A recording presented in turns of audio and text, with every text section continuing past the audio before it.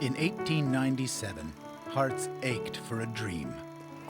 It was a time of millionaires and hobos, when the haves had everything, the have-nots, nothing.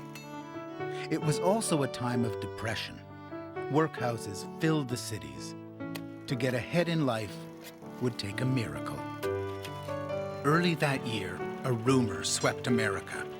A king's ransom of gold had been found in the Canadian North. Anyone's for the taking. Gold. The word alone brought warmth to a bleak and terrible decade. The excitement built when a newspaper wrote of a returning treasure ship. Gold, gold, gold, gold. 68 rich men on the steamer Portland, stacks of yellow metal. Thousands lined the docks when the ship arrived. Show us the gold, they shouted as the miners unloaded their crates of nuggets. Within days, America had gold fever, and the world had never seen anything like it. Policemen walked off their beats. Husbands left their wives. Wives left their husbands.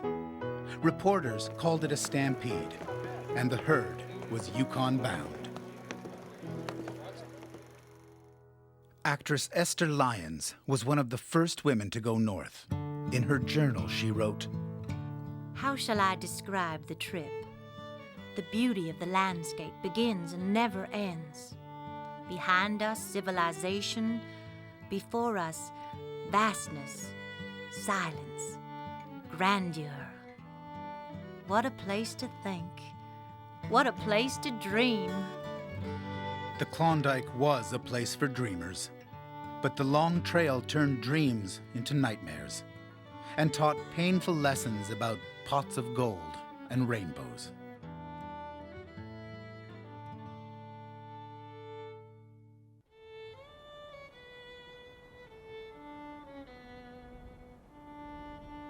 Dyea, Alaska, 105 years later. A new generation of gold seekers arrives at the trailhead, not by steamer, but by minivan. The original Dyea town site is directly across from where you're starting. You know, the town sprung up from those who were... Jamie Brown, creator of the Quest series, has chosen 4 men and 1 woman to relive the gold rush experience. Everything, from the clothes they wear to the food they eat, will be as it was in the summer of 1897. Tomorrow, they leave on their epic journey. First, they've come to the beach where it all began to check the supplies. Here we go. Let's go find our stuff. They have 3 months' worth of food, some mining equipment, and a 3-piece canoe known as a knockdown boat. Total weight, 3,000 pounds. They'll carry all of it, either on their shoulders or in turn-of-the-century backpacks. I think those leather straps are going to be cutting right into the shoulders there as soon as we get some weight on this, for sure. The group mirrors the type of people who joined the gold rush. Men like Rick Unruh, a jack of all trades who has worked the rigs and done some mining. He can almost taste the gold. It's like a hunter. You know, a hunter, it's the thrill of the hunt, not necessarily the kill. And mining's the same way. Hard work is his stock and trade. He says what he thinks and knows who he is. There's one thing that I want out of life would be for my family, you know, to be proud of me, and for my friends to respect me. To reach the gold fields, they'll need every ounce of Rick's determination. But in the north, even the strongest can be broken. Andrea Bellon is the only woman on the team. She's the granddaughter of a Klondike can-can girl, the oldest of 12, and was raised listening to gold rush stories. A smart woman knows how to motivate her man in a way that makes him think he's motivating himself. Like many women of that time, Andrea came on the journey to escape a difficult home life. I almost want to cry. I do already. And it's only day 2 and we haven't even got to the scary parts yet. In the months ahead, conflict with men will follow her on the lonely trail. Where are the men? Why aren't they with you? I don't know why they're not with me. Dave Delnia is the expedition's photographer. He's been given a period camera to document the trip. When I look at a lot of the photos and stuff, I really, I respect the people who took them. Dave is a young Christian from the town of Hope. He thinks the hard journey will challenge his body and his faith. He will be right, but in ways he'd rather forget. This whole trip has just gone from this adventure that I was so excited about to a job, and a horrible job. I'm now dreading the fact that I have to see this show on TV. And then there's Sebastian Racine, who's just 19. He's from Quebec, Canada, and came for the adventure. All right, how many kilometers we have to go? Yukon is the freedom. I think there's just too much people now in Quebec. I like to have my space for me. Sebastian was broke when he joined the team and thinks there's easy money ahead. He'll soon change his mind. It doesn't look as intimidating as initially I thought it would be. The oldest member of the group, Joe Bishop, is 41. The son of a former NHL hockey executive, Joe left the city, moved to the bush, and became a songwriter. I've got them guarded, to enter something like this with a pessimistic view, you've defeated yourself before you've even begun. And the island's kind of here. Joe will emerge as the team leader, not because he wants to, but because he has to.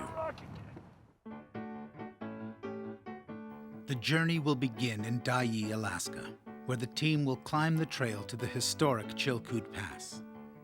If they cross it, they'll trek through grizzly country to Bennett Lake, then sail north to the Yukon River. 500 miles downstream, the river passes Dawson City. If they make it this far, they'll find a claim and prospect for gold. The gold rush lasted for less than 2 years. In that time, 100,000 came north to strike it rich. Most failed and went home with tales of strange things done. They were the lucky ones.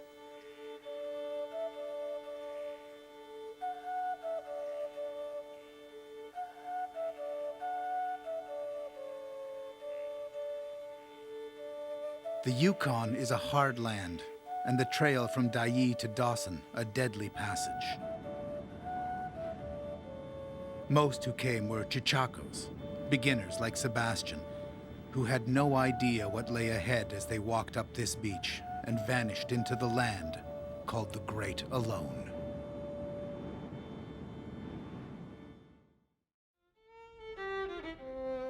Joe, if you can grab the pick. If everyone can sort of shift a little bit to your left. Yeah. Sebastian, more so you're all sort of a little tighter together. Sebastian looking at the camera, Rick looking at the camera, Joe that way into the distance. And yeah, perfect. So hold still, everybody, please. Day 1 in the year 1897. The clothes they're wearing are similar to those worn by the original stampeders. Thick cotton, heavy denim, leather boots. These boots are too big for me, so I'm putting in extra felt liner so the foot doesn't move around too much. And other than that, they're just tough leather boots, so we'll see how they break in. The packs will also take some breaking in. The straps are thin, there's no padding, and the wooden frames are awkward. Yep, it's not touching. Yeah, it's not bad. I think I can do it.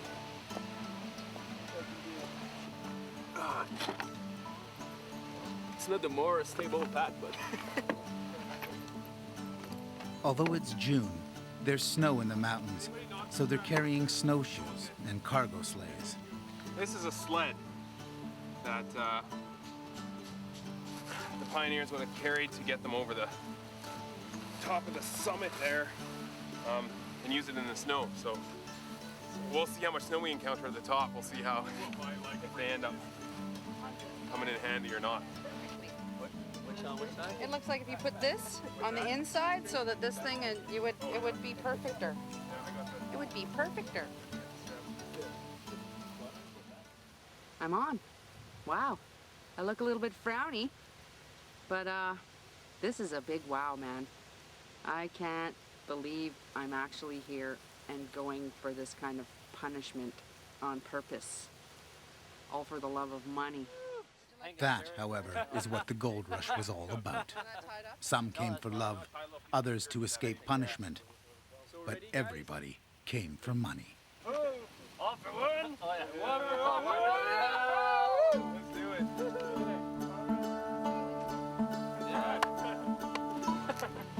I don't know how. As long as dinner's in that kid. The first leg of the trail is from Dyea to Canyon City, about 8 miles. The summit of the pass is only another 9 miles away.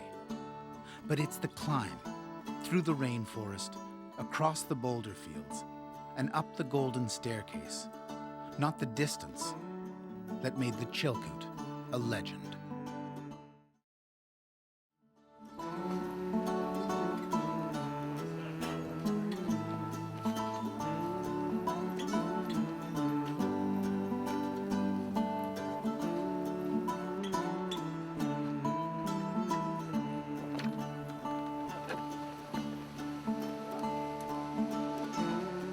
Despite its beauty, the Chilkoot is a trail of curses, carrying the loads of backbreaking shore.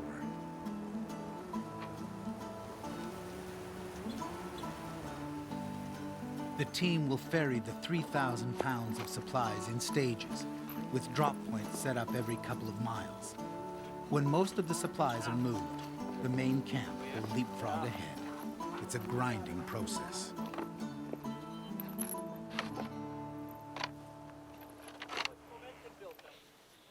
Feels like it's time for a little bit of water.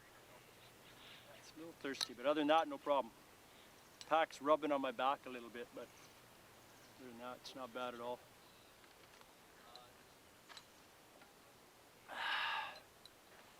Bastian? Yeah, And you? How are you? pretty good. It's pretty strange for the back and here a little bit, but should be all right. Yeah. Might have to quit smoking. Yeah. I don't think it's make a difference for my back. In 1897, a river of men like Rick and Sebastian struggled over this trail. Of the 100,000 who began, less than a third actually made it to Dawson City.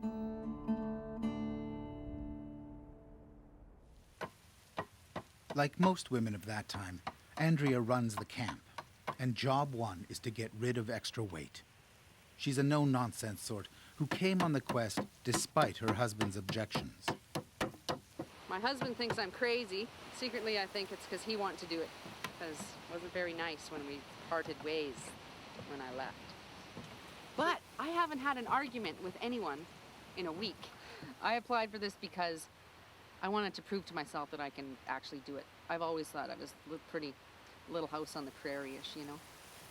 And I think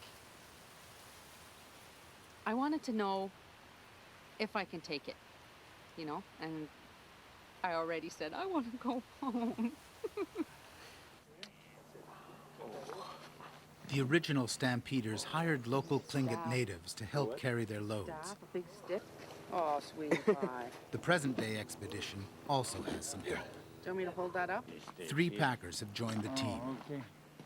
Ron Chambers is an experienced bush What guide. you doing over there, Ron? Ralph James and Ron Atlin are descendants of Gold Rush packers. My great-grandfather was one of the chiefs on the Chilkoot during the Gold Rush, and my grandfather on my mother's side was a Northwest Mounted policeman. So with that kind of a background, I thought it was a great opportunity for me to see what they were seeing back when. I'm a full-blooded Tlingit. My Tlingit name is Tlanath, which means Lone Crow.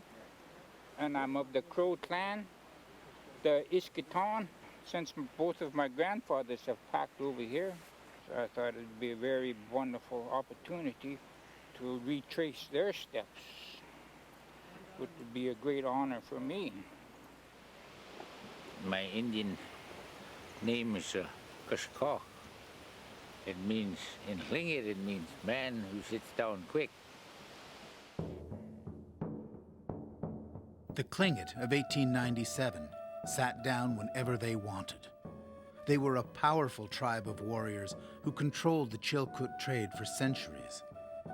As the tent cities of Chichakos sprang up, the Tlingit saw the opportunities. Tappan Adney, a journalist for Harper's Magazine, was sent from New York to cover the gold rush. He soon learned to respect the Tlingit. They do nothing without a price. If one engages them and someone offers them more, they lay down their packs and take up new ones, or they stop and strike for higher wages.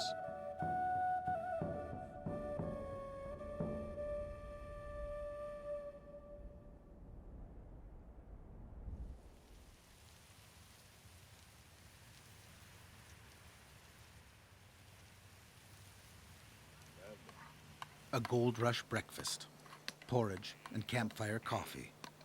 Hunger was common on the trail. Scurvy and starvation followed the stampeders. This team has enough food, but only just. For 22-year-old Dave Delnia, eating less will be a new experience. I thought we made that clear last night there. Actually, dinner smelled quite a bit better. That's something I never expected coming into this, that I'd be hungry. And because my whole life has been, you know, I've always had food. Like it's been a given, and I think I kind of realized for the first time that like not everybody nowadays has that, and a lot of people back then, like that was a fact of life, was hunger. And they must be careful with the food they do have. To keep the bears away by doing this? Oh yeah. Big part of it too. Keep all the food out of camp. Don't want any food odors around us at all. And is this bear country here? This is big time bear country. Grizzlies and black bear. So are you going on the trail today? I'm going on the trail, and I'm going to carry shovels and buckets and go see, so then when they come back all tired, I can appreciate their toil. Andrea has it right. Crossing the Chilkoot is toil. Generations of Tlingit women used this trail. During the gold rush, about 1,000 southern women crossed it. If they made it over, they called themselves skookum, tough and strong. They had to be. Man, it was tough, wearing 2 wool socks inside rubber boots with wool underwear. Well, I have a cotton liner, like a cotton sort of bloomer inside a wool bloomer underneath my skirt. And do I ever miss my own ginch, I tell ya.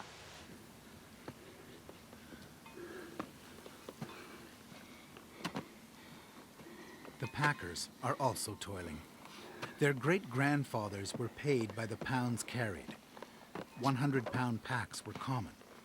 Like the rest of the team, Ralph and Ron are carrying half that. It's always hard starting in the morning. The first one. You build up a lot of physical strength when you're doing this. Your legs and your arms. You win mostly. There's 5 of us, and we have 3 packers helping us out. And we'll see how that goes. They made their first trip up there today, so they should be getting back in a minute. It's probably going to be about 60 loads of 60 loaded packs each time we move. So it's a lot of trips back and forth. No, I just got the one blister, one big blister. Is that right? Look at mine. Yeah. And then I got one coming in there too. Oh yeah. Oh, I didn't even look at my heels. That one's not bad. I think my heels are. Blister, blister. Oh, it's a little exaggerated because I got pink lint all over everything, but oh, sorry, a lady doesn't do that. Anything that delays them is a problem. If they fall behind schedule, their supplies won't last. They must push forward. But on the afternoon of day 2, they take a step backwards. Joe Bishop stabs himself.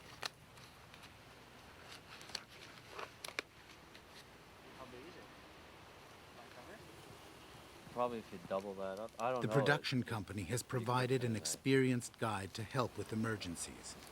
This is an emergency. Holy shit, we're going into town for that one. Yeah, I can see the tendon. The exposed tendon means a trip to the hospital. Doing two things at once with a sharp object isn't a smart thing, as long as the fingers move. First thing I did was to make sure I could move it, because I was worried about guitar playing. I've never seen that before. I cut myself today with a knife, and I was quite surprised when we were going into town to get the stitches, having that feeling of, even though we've only been working together as a team for 2 days, I already felt like I was going back into the dressing room and getting pulled off that team effort that was happening. When we looked at it, you can see the Joe was lucky. His tendon was not damaged, but the team wasted half a day waiting for his return. Oh, I don't think I did. Yeah, you can move everything. But yeah, you can see the fibers. Gives you white socks. Yeah, exactly. The great thing about it is my feet don't hurt anymore. Okay, this is the one and only time I've ever played in your sweaty socks. It's like day 2.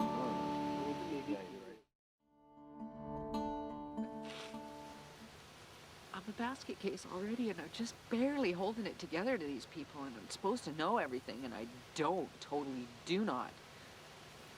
Last night I burnt dinner, and I had to feed these guys who just worked like 6-8 hours on the trail, packing 60 pounds there and then coming back in the dusky of the evening.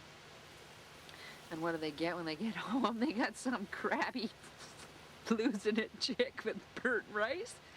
Yikes! This was real life. If this was 100 years ago, I wouldn't even have got off the boat, I tell you. Money ain't worth it. Esther Lyons did get off the boat, but soon shared Andrea's despair. Each of us had to carry a load. They made mine as light as possible, but it soon seemed heavy. I am ashamed to confess I oftentimes wanted to cry. I was so tired.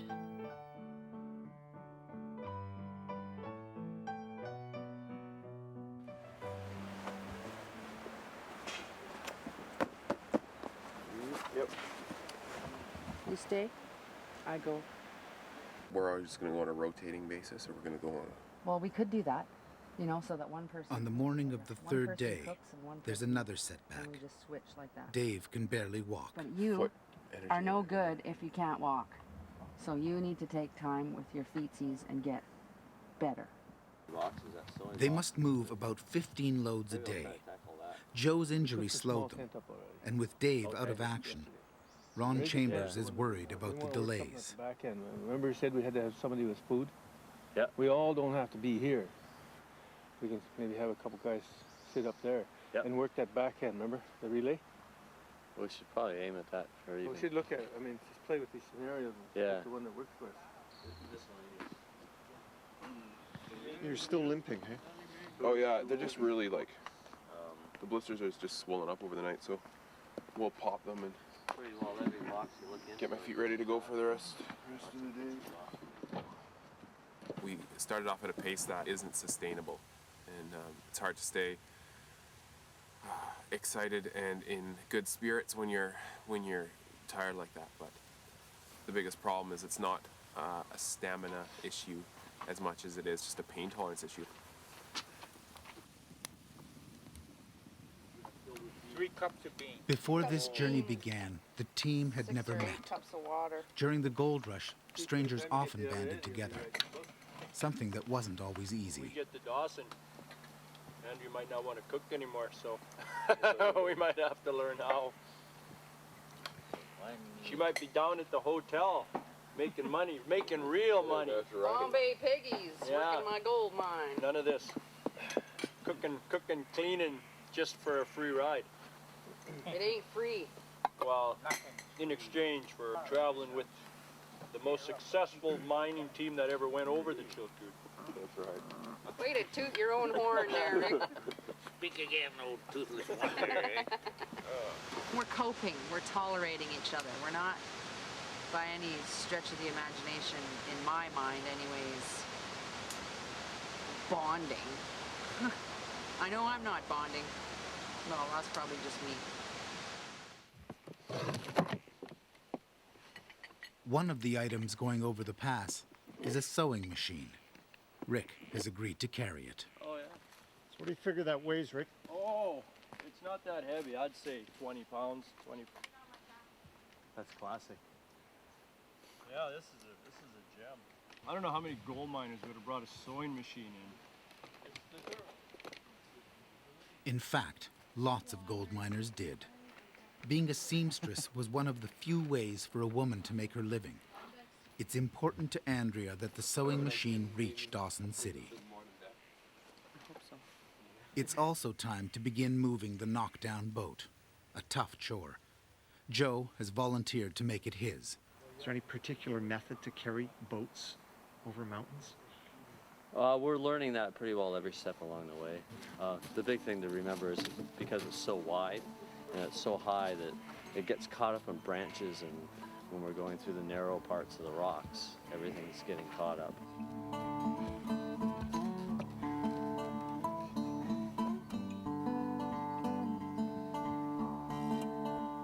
The Klingit used to say only white men were crazy enough to carry boats over mountains. After this long day on the trail, Joe Bishop would probably agree.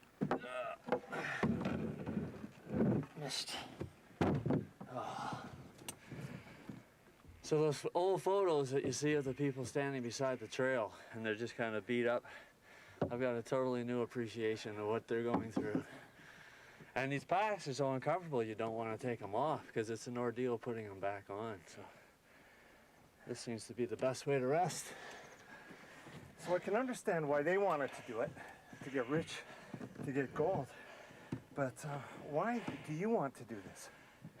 It sounded fun at the time. It sounded like it would be interesting. And I think it will be at the end, but right now it's just a pure challenge, just to get it up and deal with. It's the pain that's the worst thing on the feet. And that's it. Where I think our emotions change every day. It's only day 4. And we already feel like the novelty is over. It's just the daily grind now.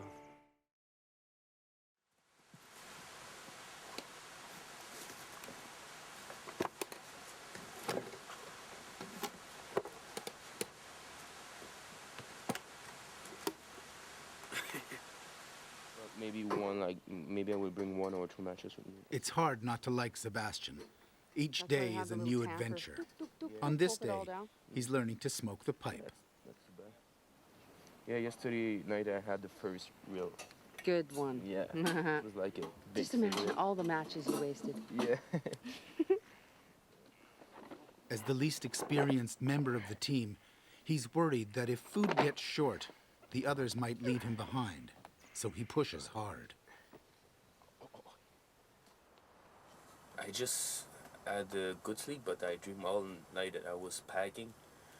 So I hope I will not do these dreams every night. I was thinking that I was napping on the trail, so when I was wake up, I was truly thinking that I was in the trail somewhere. And yeah, it was kind of funny. Okay, who's on the boat? Who's going to do the boat? Sebastian and Joe are going to start out on the boat.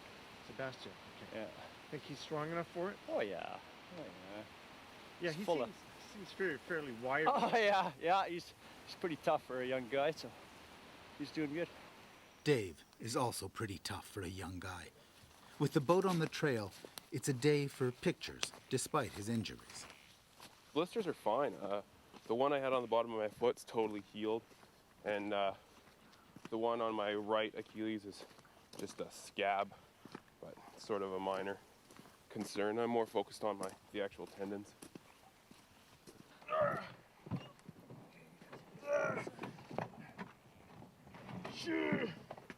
How you doing, Sebastian? Oh, perfect, man. Right on. Let's keep going then.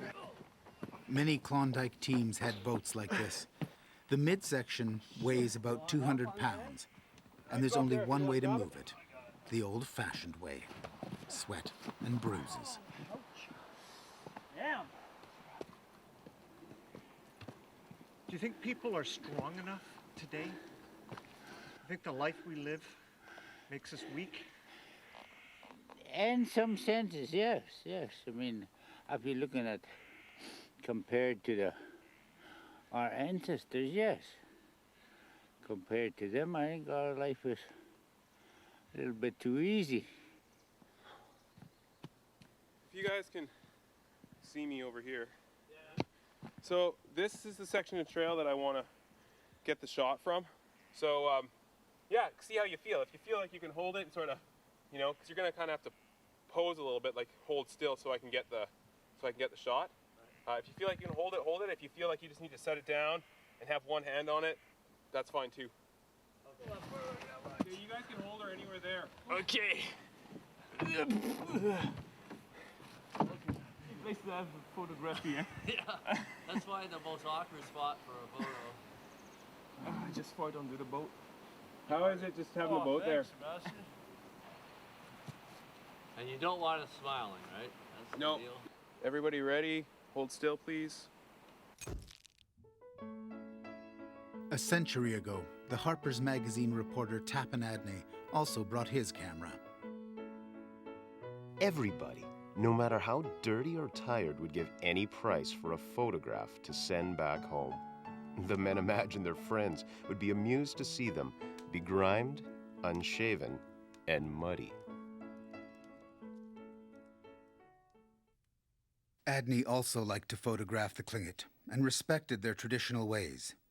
He knew that in the North, experience can save your life.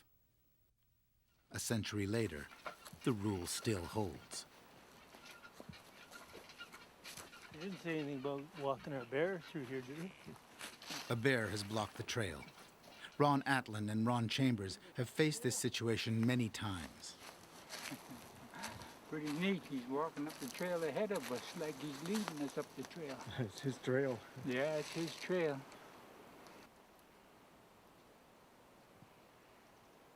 What? Where are you going?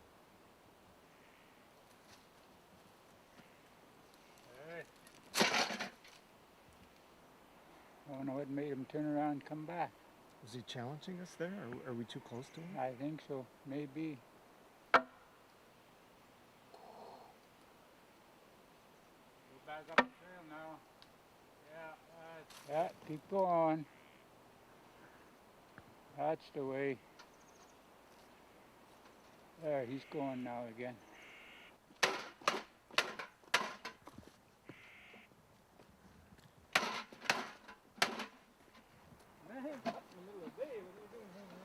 If you stay there and talk with them, that's what I do. And I try to make myself higher up than them. I just told them I'm not here to hurt you. I know it's your territory. I tell them I'm just using this trail, same as you.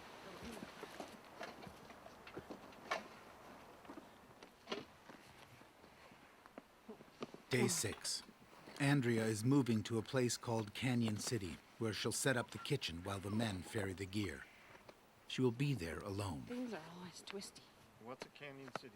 Right now, not much, but by tonight it'll be Andrea and the tent and the stove and hopefully enough food to get it through till tomorrow. Are you at all concerned about being alone in the bush, in the heart of grizzly country? I'm actually secretly looking forward to having a little testosterone-free time, actually. It'll probably be a less painful death than packing the stuff over the pass.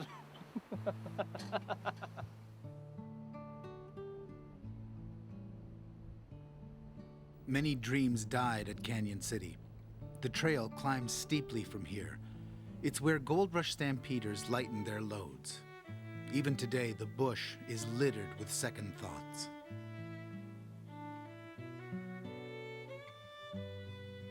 Esther Lyons. Here, We found many so-called miners. Greed for gold had urged them on, yet at the first real hardship, they turned back. I, a woman, looked on these miserable human beings with pity, almost with disgust. Getting to Canyon City will be the first real progress the team has made, so the men push forward quickly. Andrea can't keep up and soon falls behind. More and more, she is becoming isolated. I haven't cried yet today, but I cried yesterday. I've almost cried every day since I've been here. Anyways, I love everybody. And I miss my dog. I miss lots of things, but you get used to it after a while. Oh, these granny boots. If I make it over the summit, I'm gonna have them bronzed. Canyon City. Work days are long in the land of the midnight sun, and this day is not over yet. This is for you. Andrea is tired, but the team is hungry, and the cook tent will soon be ready.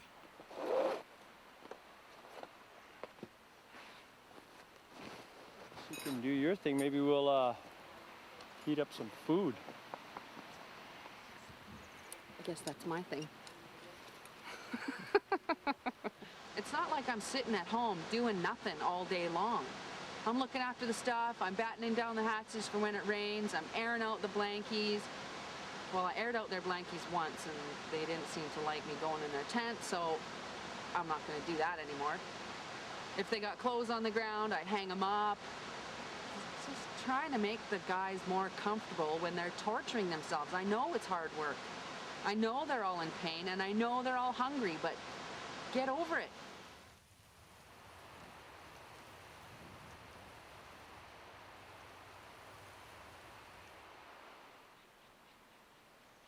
Day 12.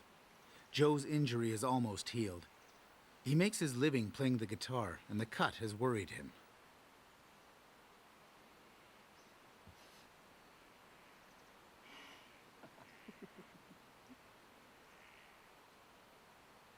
In 1897, life on the trail became the stuff of folk tales.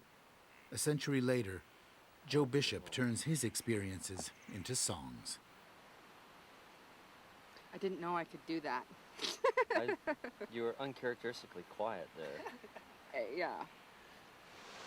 I think of songs as I'm walking down, kind of get that rhythm happening as you're walking down the trail.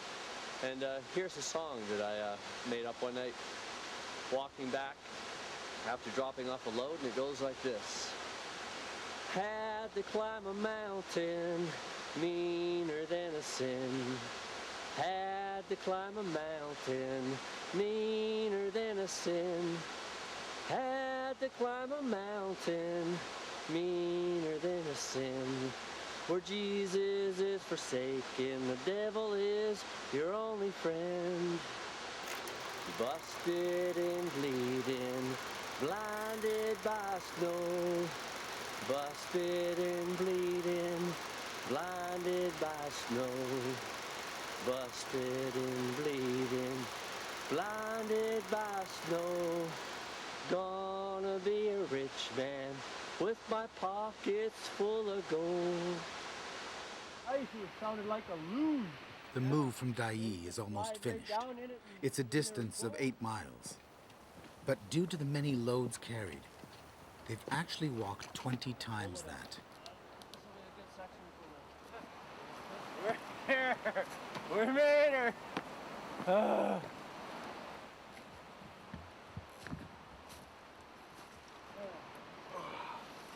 how was it? Pretty hard. Yeah. How much of the camp did you get moved?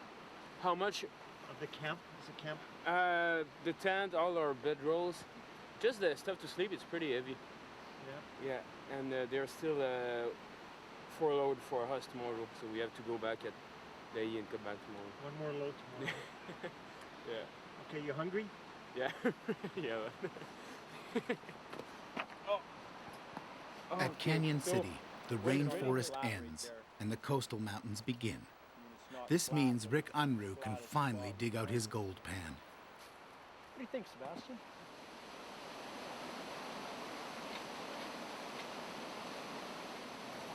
Gold is power. I mean, you look at all the kings and, you know, the pharaohs and everything. I mean, gold was a symbol of status. Anybody can do it.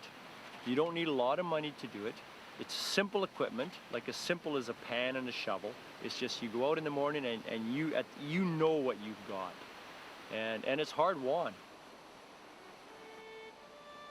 Rick's gold fever still burns. Not all the stampeders who made it here felt that way.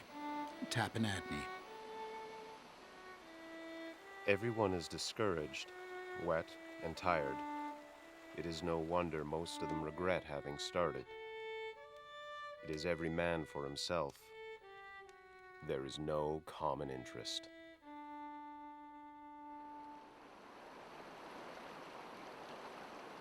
For the men of the modern-day expedition, there is a common interest. I think the first order of business They are hungry, and they are all angry at I think Andrea. if we go straight to the cheese, it's the food issue and the amount of food we're getting or we're allowed, and where the food is. So I guess that goes to you, Andrea, because for us, I think food is really important if we're going to be putting in these 12 and 14-hour days. You want more food? I can give you more food, but we might run out. Yeah, we want more food. The more food we can eat, just the stronger we're going to become, because the trail's just going to get harder as we go. From the packing end of it, we're using a ton of energy, and we need that energy resupplied. As soon as I started saying rules, everybody got their hackles up. I don't want to have rules. I'm starving. I'm working really hard. I'm working 18 hours a day. I don't think I should have to worry about food. So fine, I make you food, what I think is a lot. And you're still saying you're hungry. And you're ripping through the sugar, and we're going to run out of sugar before you even get to the summit. And then you're going to be sorry on the other side and thinking I'm the big meanie because I'm just feeding you lima beans with nothing. So what do you want? You want me to ration you right now and feed you good along the way?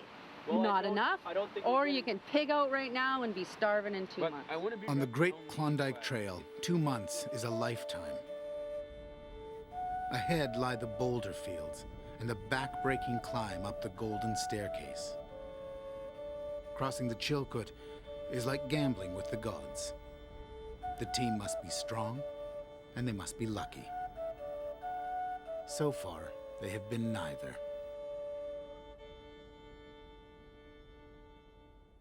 Next week on Klondike, the quest for gold. The assault on the summit begins. With the diet we're on, we're losing energy and stamina, so we've peaked physically, and now we're starting to get weaker. However, the packers say it's too dangerous. They refuse to go. It is very dangerous. You gotta watch your footing. You have to watch everything where you're stepping. So why don't you guys just fire them? To fire them just means that we're going to take that much longer. Just kind of stuck with what we got. The packers, they're actually looking after me better than the white men folk are. Join us next week for episode 2 of Klondike, the quest for gold.